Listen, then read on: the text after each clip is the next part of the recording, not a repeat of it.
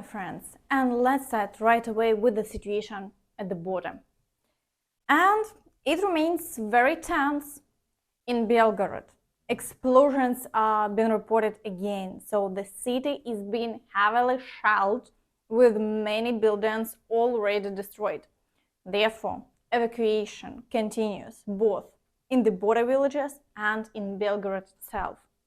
So this was officially announced by the governor.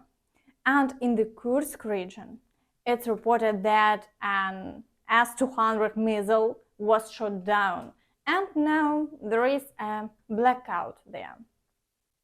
Also, the governor of the Belgorod region practically confirmed that they have lost several settlements. So now access there will only be possible through checkpoints.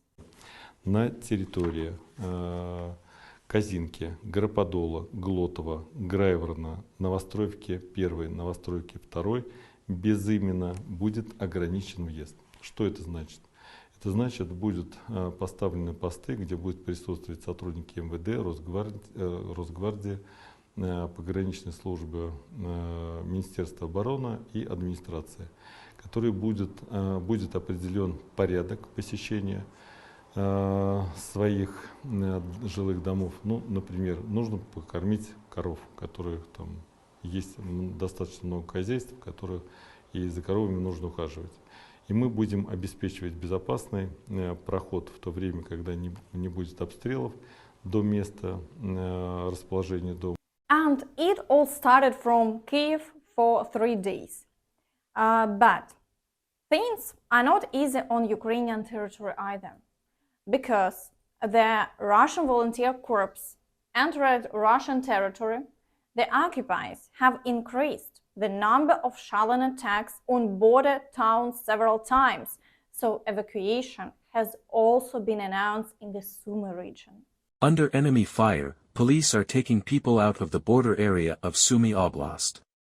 For the 6th day in a row, evacuation measures from border settlements in the Avdiivka region continue due to the aggravation of the situation.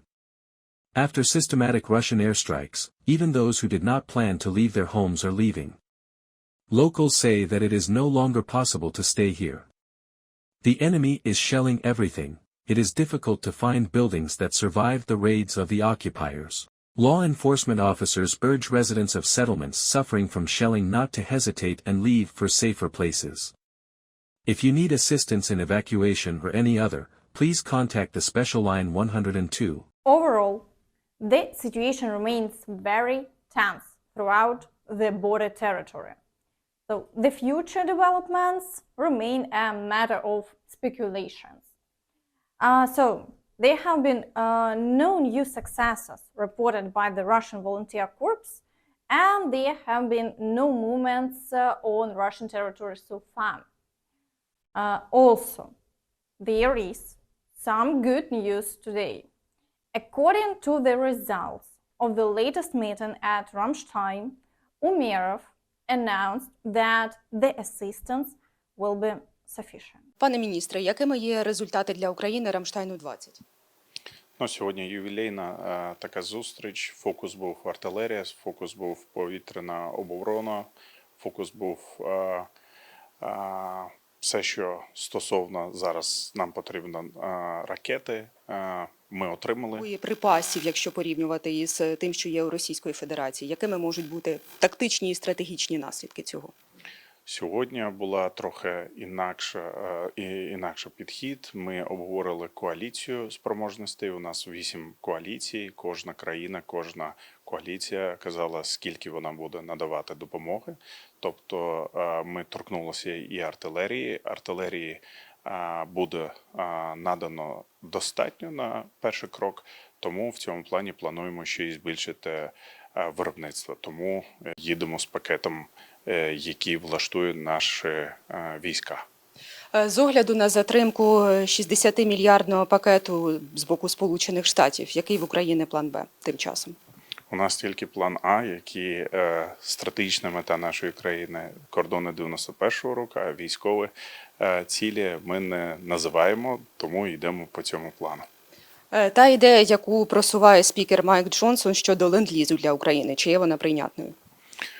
Ми завжди відкриті до будь-чого, що покращує наше становище і покращує наші спроможності. Тому розглянемо цю пропозицію, подивимося і потім будемо приймати рішення. And this means that approximately in 2 or 3 weeks, the situation on the front line will gradually start to improve, as the Ukrainian armed forces will receive additional ammunition at the very least. And what do you think about this? Please share your thoughts in the comments. Now, let's move on to the situation along the front line. And today we'll start with the Bakhmut direction. The situation here is challenging. The Russians are breaking through to Chasiv Yar with a large force. So many people think it's all fake and don't believe that the occupiers are able to advance so far. Therefore, I'm showing you the official summary from the General Staff. In the Bakhmut direction, our soldiers repelled 6 enemy attacks in the areas of the settlements of Pretekine, Klishchivka, Bilohorivka of the Donetsk Oblast. The enemy launched an airstrike in the area of the settlement of Kostiantynivka, Donetsk Oblast. About 10 settlements, including Mykolaievka, Vasyukivka, Bodanivka, Ivanivsk, and New York of the Donetsk Oblast, came under artillery and mortar fire. So, it turns out that the Russians are trying to break through even further from the extreme front line and are attempting to move closer to Kostiantynivka, thus creating a diversion for Chasiv Yar and the possibility to shell Kostiantynivka. So they understand that the Ukrainian forces actively preparing to defend Chasiv Yar. So they decided to move towards less prepared areas. So overall, we are waiting to see how events will unfold further. So far, 6 attacks have been recorded within the day. Perhaps it was reconnaissance by combat, but the gray zone has significantly expanded. Also, today there is a massive activity in the Siversk direction. The occupiers are storming Bilohorivka and attempting to expand their controlled territory in the forest near Kreminna. Similarly, battles are ongoing southward near Rozdolivka and the village of Vesele. Shelling continues along the entire front line as well, so we are waiting to see how these new attacks will end. In the direction of Kreminna, the occupiers continue to storm the village of Terny and even manage to advance closer to the village. However, the Ukrainian forces are not allowing them to consolidate and the front line remains unchanged. Shelling continues as before. In the area of Svatove, everything remains unchanged with minimal shelling. In the direction of Kupiansk, the occupiers are also storming Sinkivka. In other areas along the front line, only shelling continues. However, the Ukrainian forces are holding their defense and the line of confrontation remains unchanged. In the Avdiivka direction, the situation remains extremely difficult. Yesterday, the occupiers announced that capture of the village of Orlivka, and the Ukrainian side essentially confirmed this, stating that 7 or 8% of the village is under the control of the Ukrainian forces. However, as you understand, this is critically low. Most of the village is controlled by the occupiers, and active offensive actions on their part continue. And if you look at the geolocation map, which determines the front line based on published videos and more, it confirms today that Orlivka has been practically completely captured. There are also significant movements near the village of Berdychi and even near Tonenke. As you can see, several fields have immediately come under their control, so the approximate advancement was about 2 kilometers from each side. Officially, this movement wasn't confirmed earlier, but unfortunately, this situation is quite complicated.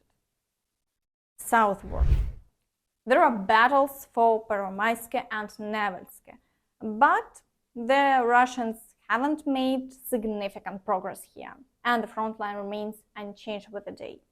Moreover, in the entire Avdiivka direction, 11 attacks were recorded during the day, and the fighting continues. In the direction of Mariinka, difficult battles continue in the areas of Kostiantynivka, Belgorod, and Novomykhailivka. Here, 18 attacks were recorded during the day, but the Russians haven't achieved any success and the front line remains unchanged. But the number of shelling remains at its maximum, both along the front line and in the rear. In the direction of Vuhledar, the Russians continue to try to advance past Vuhledar towards Vodiane. So they manage to break through the fields directly to the highway immediately for 4 kilometers, where the Ukrainian forces counter and repel them. Battles also continue for Staromayorsk and Urozhaine, but they have no success and the front line remains unchanged there as well. In the Zaporizhzhia direction, the occupiers were unable to sustain their assault operations for long due to heavy losses and began regrouping as a result. So attacks have ceased, with only shelling along the front line being reported. So there have been no changes along the line of contact during the day. And this indicates that the Ukrainian forces are successfully holding their defense, and the chances of a breakthrough in this sector of the front for the Russians are minimal. In the Kherson direction, there is a high volume of shelling on the right bank and in the village of Krynki on the left bank. However, our units remain in position as before and don't retreat from the stronghold. Therefore, the situation there remains unchanged. And that's all from me. Don't forget to like this video, subscribe to the channel, and hit the notification bell to stay updated on all the latest news. Thank you for watching, and see you next time. Bye-bye.